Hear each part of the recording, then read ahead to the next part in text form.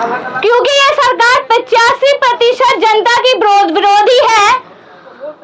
जब देश आजाद हुआ और भारत के संविधान में हमें अधिकार मिले, तो उन अधिकारों में हमें मिला कि हमारा विकास हो, हमें सभी सरकारी संस्थानों में स्थान मिले, हमारे लोगों को शिक्षा मिले, 14 साल तक के बच्चे को फ्री शिक्षा मिले। ये सारा दायित्व सरकार का था। लेकिन जब हमारे लोग सरकारी नौकरियों में जाने लगे, तो इस देश में जो राज कर रहे हैं 75 साल से, चाहे वो कांग्रेस के लोग हो, चाहे वो बीजेपी के लोग हो, वे सब समझ गए कि इस देश के मूल निवासियों को यदि ऐसे ही आगे बढ़ते रहे तो हमारे हाथों में जो इस देश के सारे संसाधन हैं वो छिन जाएंगे।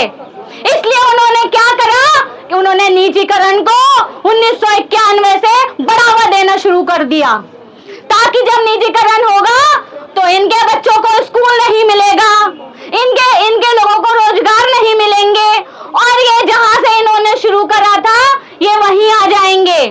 क्योंकि एक सीधी सी बात है कि इस देश में जो सरकार है उनके पास औलाद नहीं है, तो उनको नहीं पता कि औलाद के लिए एक माता पिता किस संघर्ष से गुजरते हैं। हमारे लोग जो मिडिल क्लास के लोग हैं वो लोन लेते थे और अपने बच्चों का करियर बनाते थे, और जो गरीब लोग हैं वो बहुत मुश्किल से अपने बच्चों को पढ़ाते थे और उनके बच्चे छोटी मोटी नौकरियां करते थे।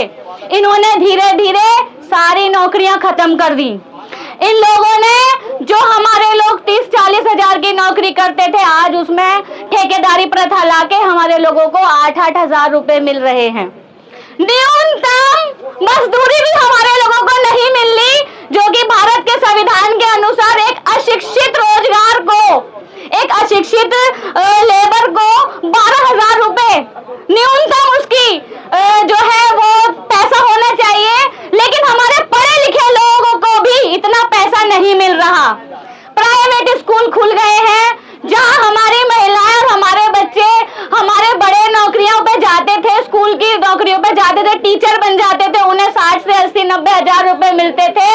आज हमारी समाज की बेटियां प्राइवेट स्कूलों में एमए करके, उससे भी ज्यादा पढ़ाई करके, बीए बीएड करके, यहाँ तक कि पीएचडी तक पढ़े हुए हमारे नौजवान मात्र 8-8 हजार की, 10-10, 12-12 हजार की नौकरियां करते हैं। क्यों?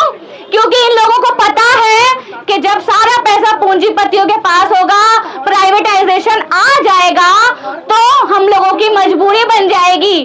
और ये लोग जो इस देश के 85% लोग हैं, जब इनके पास कुछ खाने के लिए नहीं होगा, इनके पास पैसा नहीं होगा, तो ये हमारे पास कम से कम पैसे में काम करने आएंगे और निरंतर ये हमारा शोषण करते रहेंगे। तो मैं ये कहना चाहती हूँ कि ये जो निजीकरण चल रहा है, इस निजीकरण के लिए मुझे लगता है कि पूरे देश को एक साथ इकट्ठे होने की जरूरत है। ये किसी एक संगठन या किसी एक व्यक्ति का आंदोलन नहीं है, ये पूरे भारत के 85% लोगों का आंदोलन है। इसी के साथ में अंत में मजदूरों के लिए 4 लाइनें गाना चाहती हूँ, क्योंकि हम सब मजदूर बन गए हैं। जो स्किल्ड है वो भी मजदूर है, जो अनस्किल्ड है वो भी मजदूर है। ये मैं बताती हूँ कि क्या दशा हमारे देश में मजदूरों की चल रही है। मजदूरी का मूल्य नहीं जब सबको मिल पाता है। मजदूर